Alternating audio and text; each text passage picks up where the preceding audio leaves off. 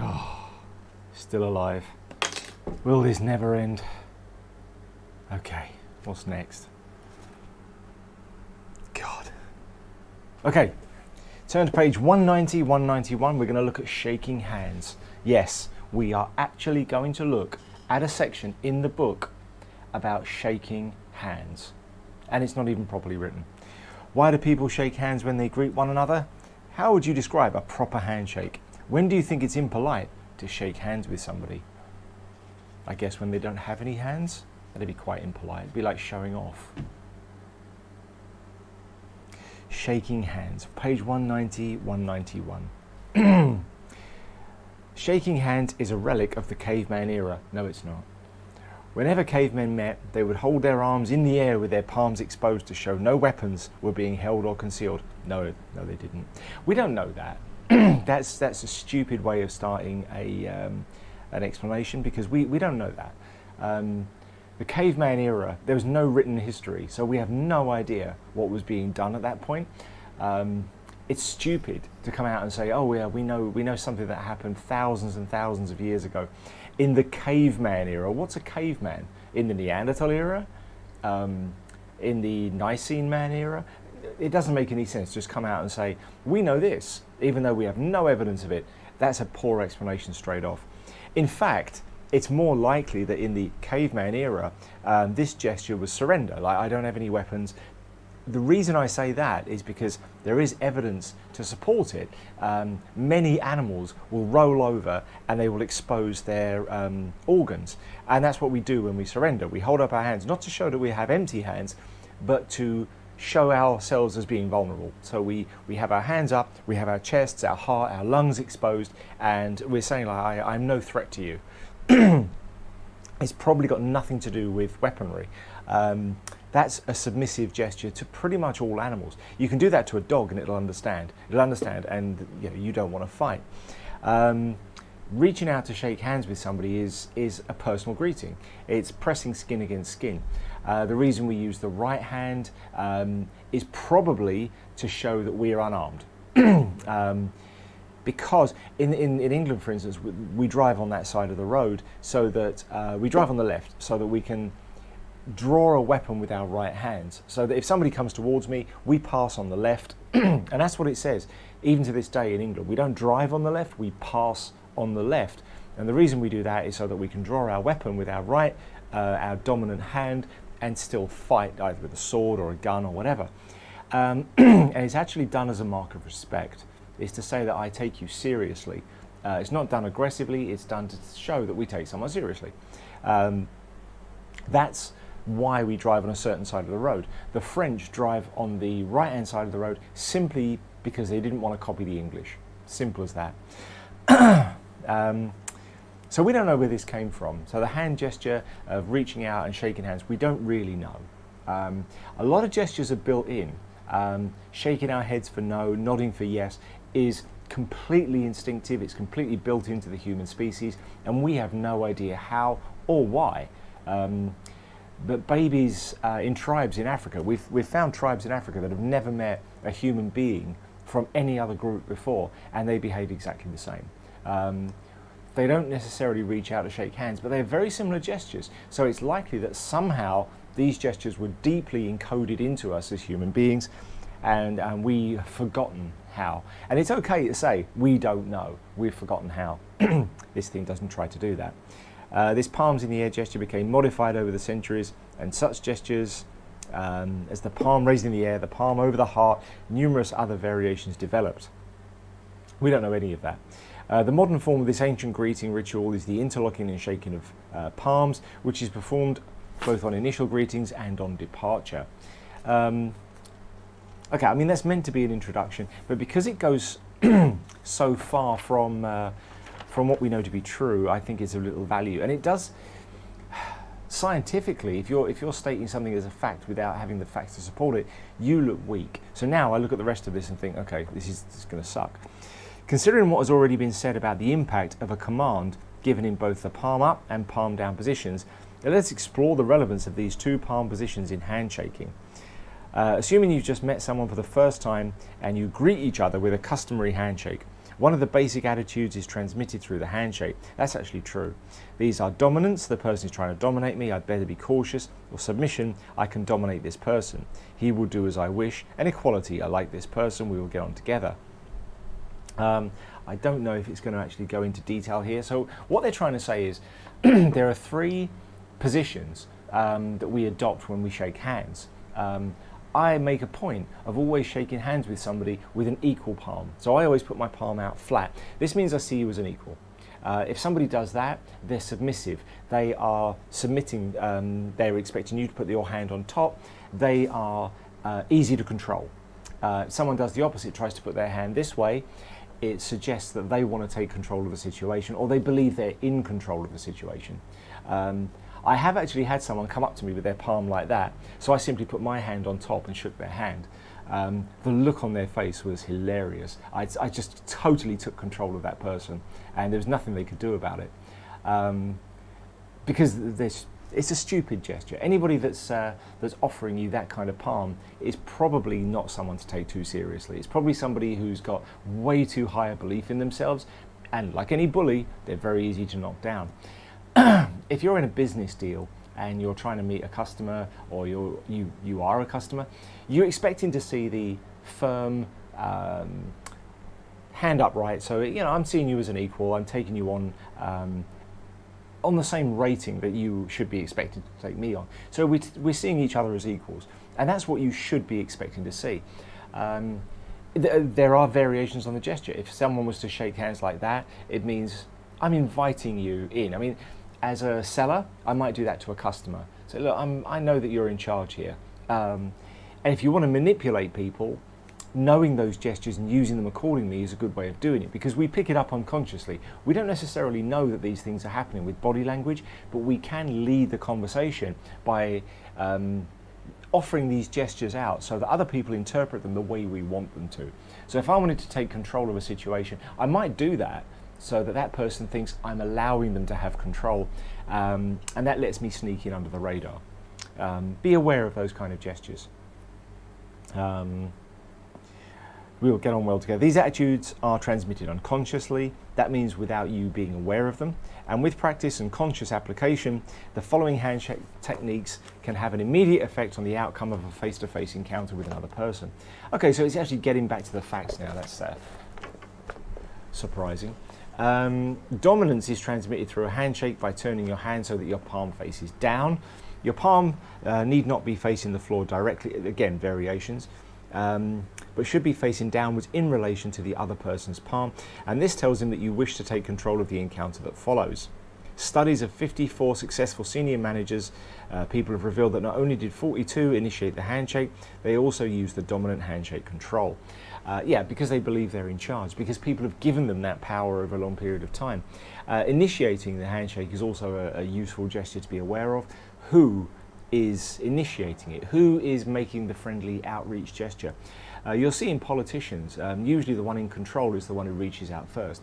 Obama is very, very good at this. He was trained in body language. So you'll see him go onto the stage and he'll be the first person to reach out, big smile on his face. That's his way of taking control of the situation. Just as the dog shows submission by rolling on its back and exposing its throat to the victor, hands up. When a dog rolls over, its legs come up. Same gesture in humans. The reverse of the dominant handshake is to offer your hand with your palm facing upwards. This is particularly effective when you want to give the other person control or allow them to feel that he is in command of the situation. Now, there's a lot of male references here, not many female references, and that's because women don't shake hands. They don't shake hands the same way as men do. There's usually this little fingertip gesture, and it does make it much more difficult to evaluate what a woman is thinking about another woman, although generally a woman is thinking about another woman that they hate her. And this is actually, that's not a joke. Men compete, but with women they compete in a very different way. Because women are predominantly out for attention, every other woman is a threat. So you tend to see that women don't get on. You don't see women in tight groups like you do with men. You're probably noticing that more and more at your age. the boys are starting to group together. They're starting to go out together, hang out together. They're starting to bond. Women do that far less. They'll tend to have fewer, closer friends, and they'll tend to be more backstabbing, unfortunately. They'll tend to lose interest in each other as soon as one becomes a threat against the other. It's typical, you see the boys bros before hoes. In other words, men will stick together even if a woman tries to come between them. If a woman tries to come between another woman and her intended love interest, there will be hell to pay. Now, that's the difference between the genders. One of the differences. And you'll see this all around. Be aware of it. It does make handshakes with women far more difficult to evaluate.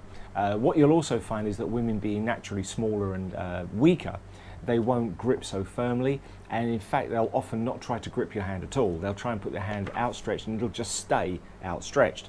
They won't try and initiate any kind of grip because they are vulnerable. So you'll see that a lot.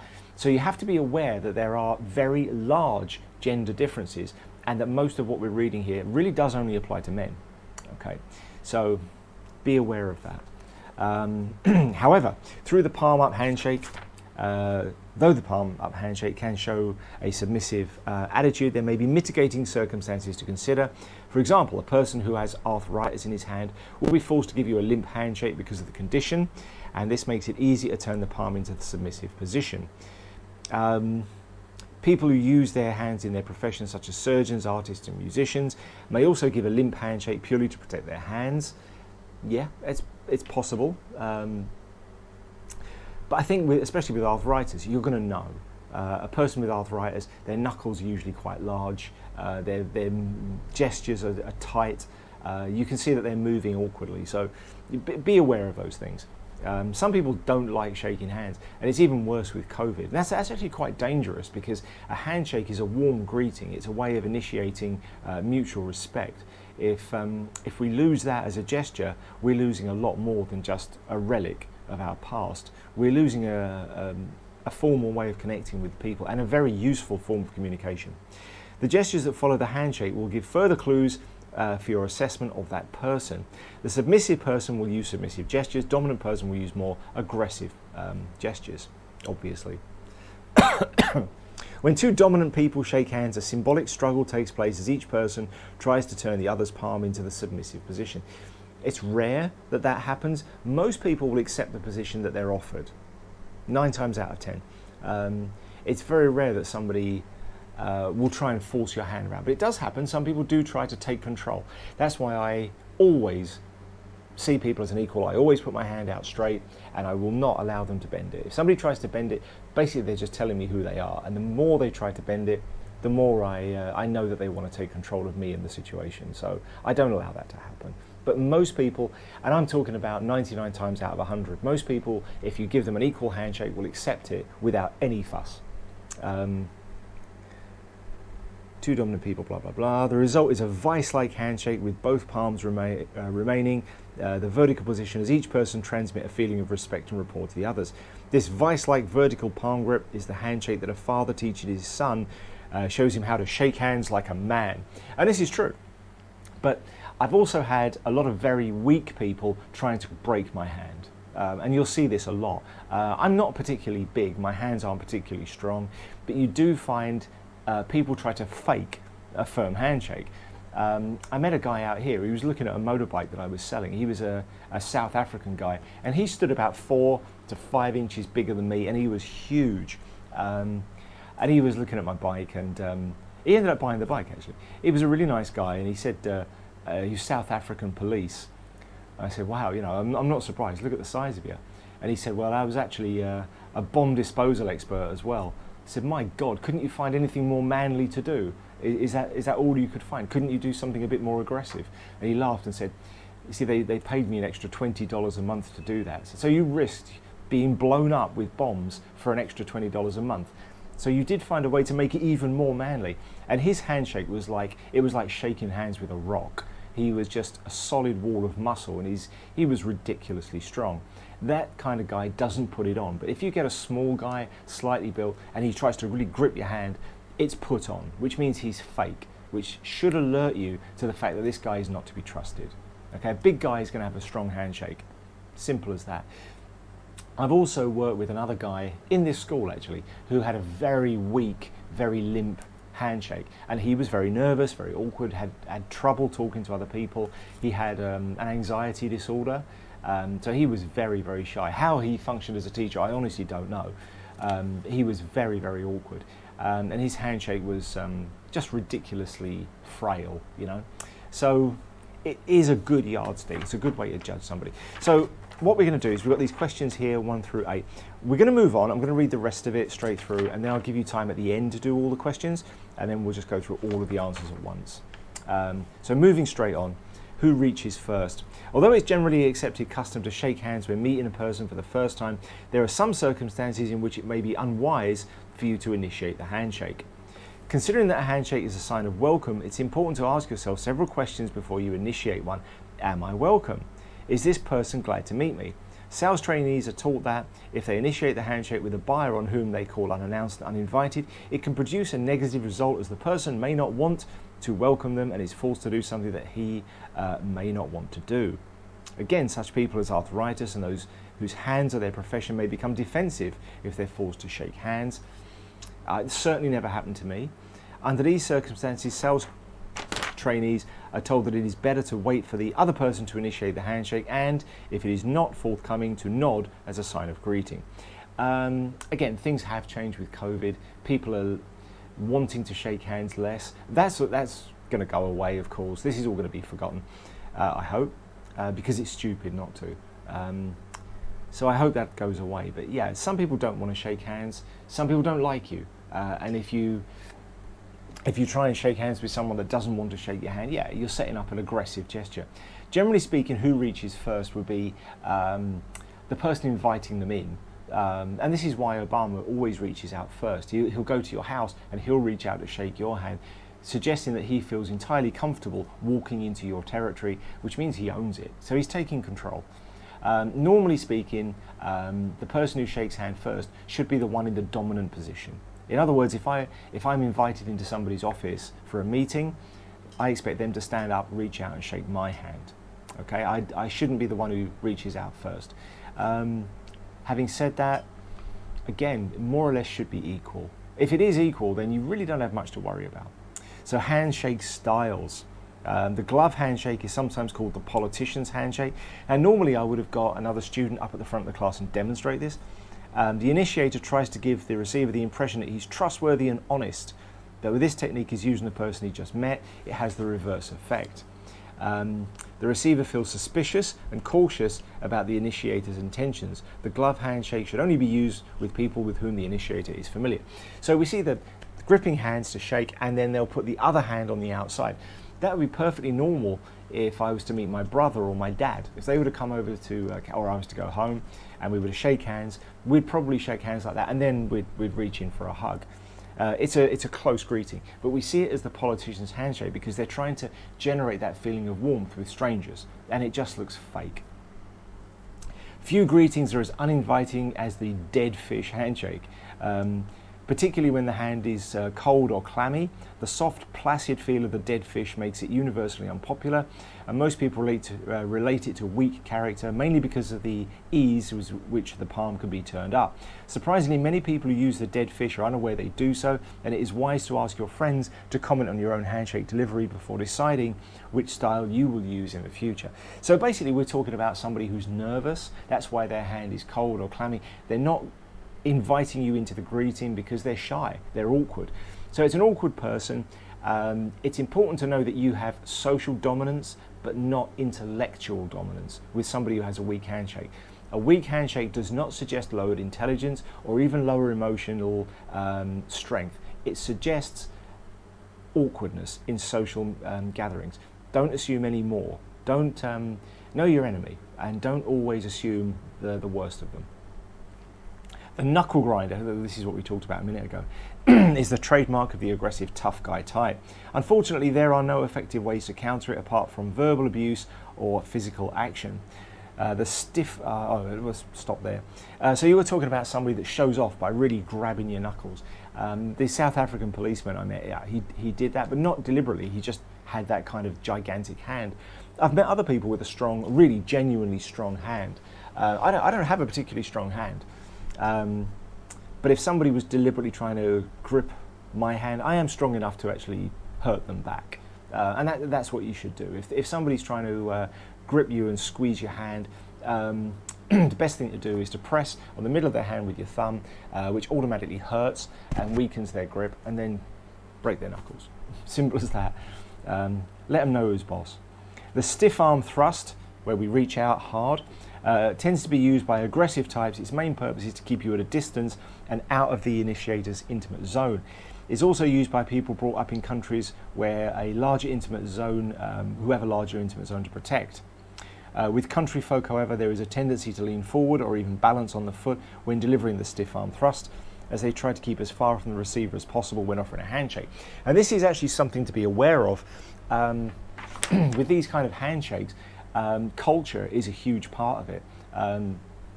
Somebody growing up in the countryside where there are fewer people will have a wider personal space. Somebody growing up in a city where we're used to being close to each other in elevators, on escalators, we're always close to somebody. We're used to it, and it becomes less offensive to us. So when we reach out, we don't tend to push people away. But in the countryside, where they're not used to being close to people, they will reach out further. Look for which way they're leaning. If they're leaning back, they're less interested in you. If they're leaning forward, they are more interested in you.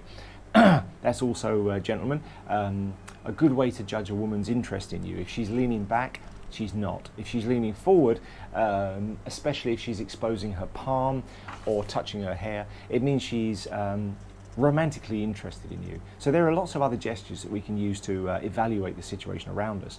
Every single part of this should be telling you a little something about the situation, and you've got to be aware that all of these things are words and you've got to put them into a sentence. So yeah, the stiff arm thrust keeps you at a distance, keeps you under somebody else's control.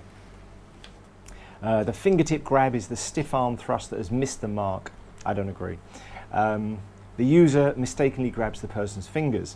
Even though the initiator may appear to have a keen and enthusiastic attitude towards the receiver, in fact he lacks confidence in himself. I mean, yes, sometimes you can reach out and it screws up. I don't think we're talking about this. Women tend to use this gesture because it's more passive.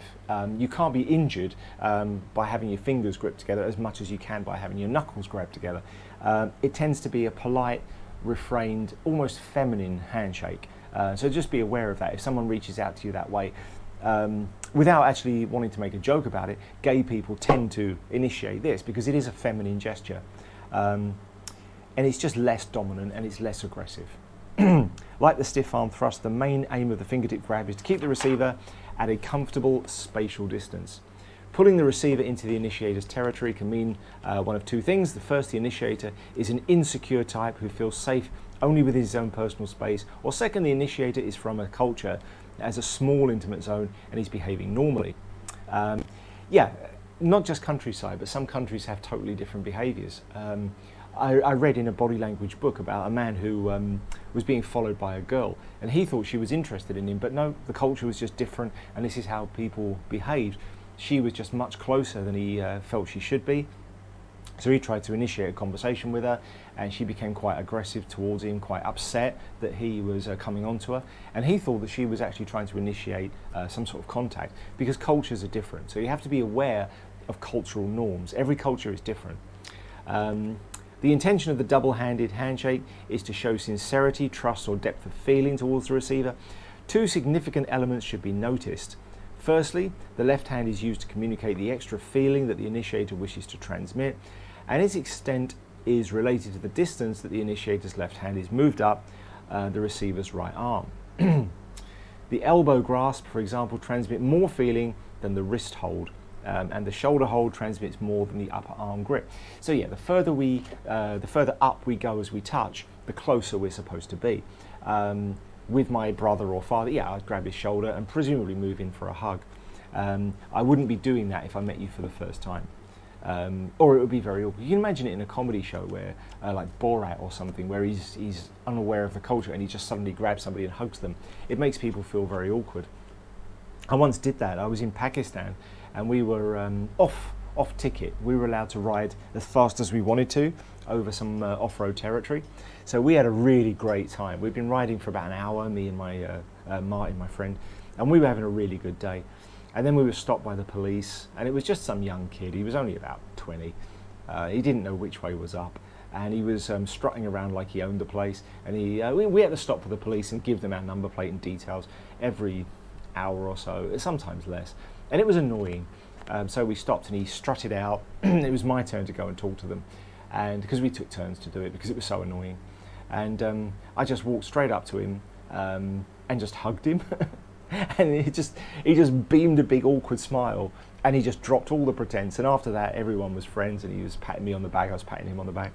But yeah, he just walked up to me all aggressive, I'm in control, and I just hugged him. We were having a good day, and yeah, it just completely disarmed him.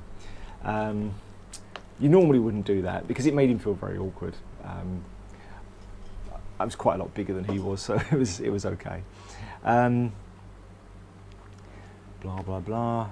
First, the left hand is used to communicate the extra feeling. The initiator, the initiator left hand is moved to the right arm. Okay, the elbow grasp, for example, transmits more, blah, blah, blah. Sorry, I'm skipping. Secondly, the initiator's left hand represents an invasion of the receiver's intimate and close intimate zone. Worth remembering, of course, that you're talking about the area around you. Generally speaking, your intimate zone is about your fingertips. If you reach out your arm, this is my intimate zone. I don't really want people coming into this space. We accept it as city folk, but we don't really want it. We don't like people coming that close to us unless we know them very well or we're inviting them in some way. But when someone touches you, that's further. That's much further. In England, touching is very rare. We would only do it if we were connected to that person. Here, it seems to be much less so. People do touch. I've seen men walking down the street holding hands.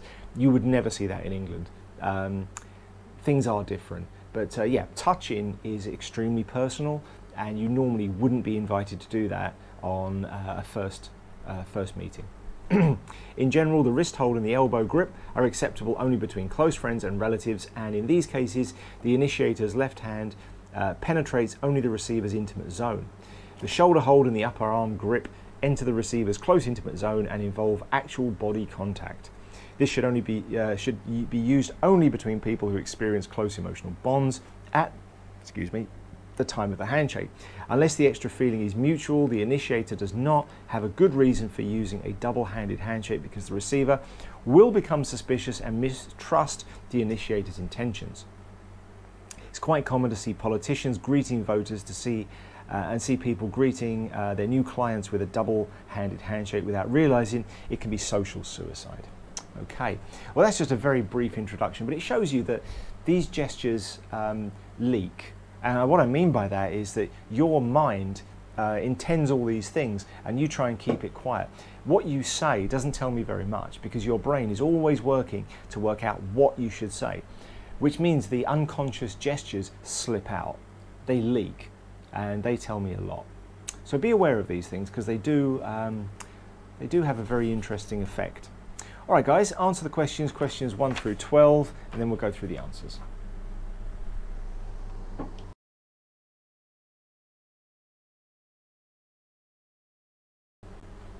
Okay, let's go through the answers. So, question 1, why did cavemen show their palms whenever they met? They didn't. That's the only correct answer. Submission. I'm not armed. I'm no danger to you. I don't agree with that, so I'm not answering that. What is the purpose of the handshake today? If there's anybody out there that doesn't know the answer to that, I'd be shocked. What part of the hands touch when shaking hands? Obviously, the backs of your hands. These are really bad questions. Obviously, the palms. When is it socially acceptable to shake hands? I think a better question would have been, when is it not socially acceptable? We shake hands on greetings with anybody that we've just met up to close personal friends, usually any form of greeting or when we separate off. List 3 attitudes that can be conveyed through a handshake: dominance, submission, equality.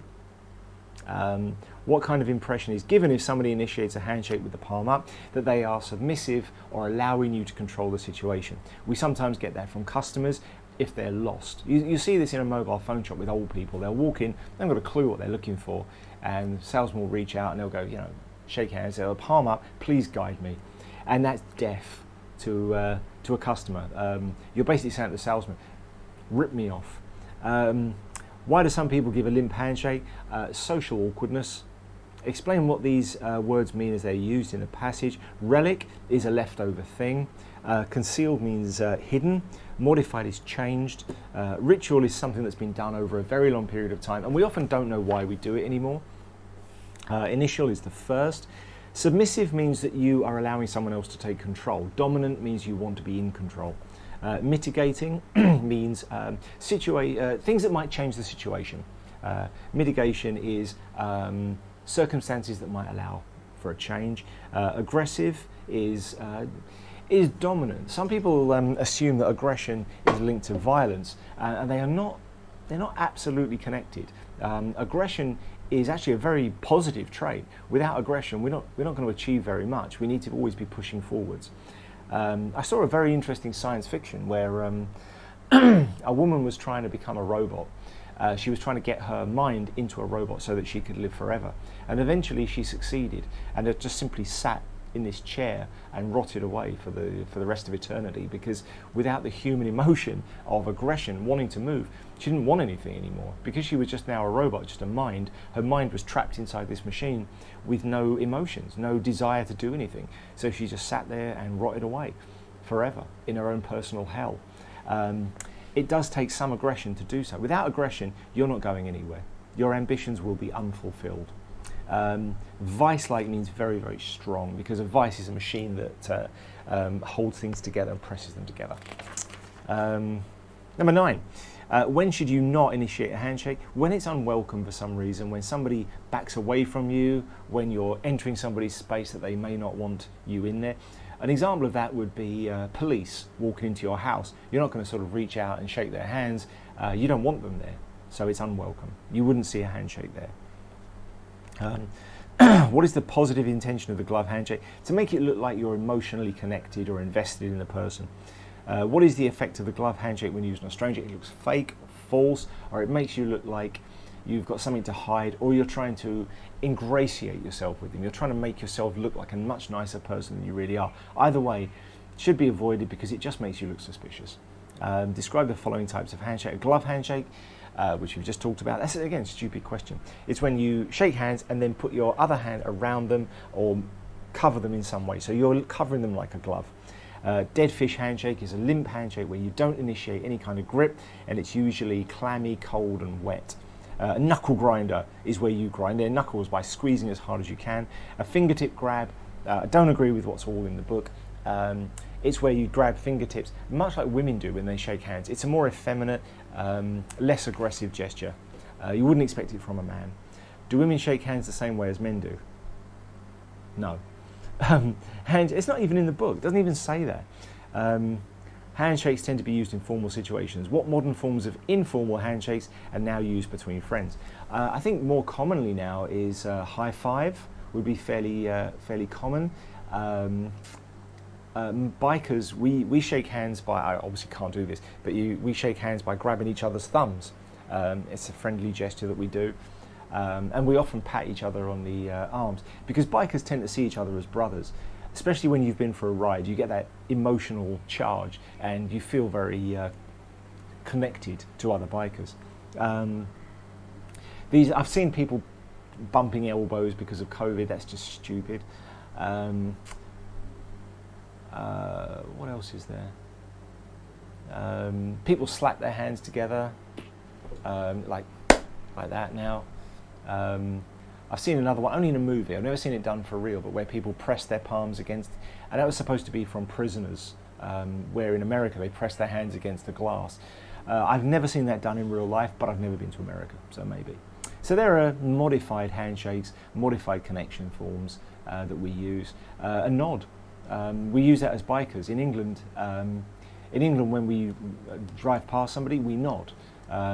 Because we drive on the left, and the throttle is on the right, we can't take our hand off the throttle of a motorcycle. The motorcycle stopped running. In France, they drive on the other side of the road, and they wave at you like this. They give you a little gesture of saying hello. They just wave down here, and you wave back at them, and it's just a way of saying hello to other bikers. In England, we can't do that, so we just nod, and that's getting more rare. You'll see it with older bikers more. Not so much sports bike riders, because they don't tend to be real bikers. They tend to be kids who want to go fast. They don't last as bikers. But you tend to see it among the older bikers, give you a friendly nod. So, I hope you got I mean, you should have got all those answers. But I hope, more importantly, that you learned something about body language and unconscious leakage, because it's a real thing, and it's very, very interesting if you get to know how it plays out. What I suggest you do, the advice in the book actually, practice your handshake. Shake hands as often as you can, and be aware of how you shake hands, and be aware of what you want other people to think. Now you know how these things work. Make sure that you're shaking hands the way you would expect to. Make sure that you are giving people the gesture that you want them to pick up on. They will pick up on it. Having a few little body language gestures in your repartee will give a certain impression of who you are, and it will give you more confidence. So be aware of those things. All right, thanks very much. See you next time.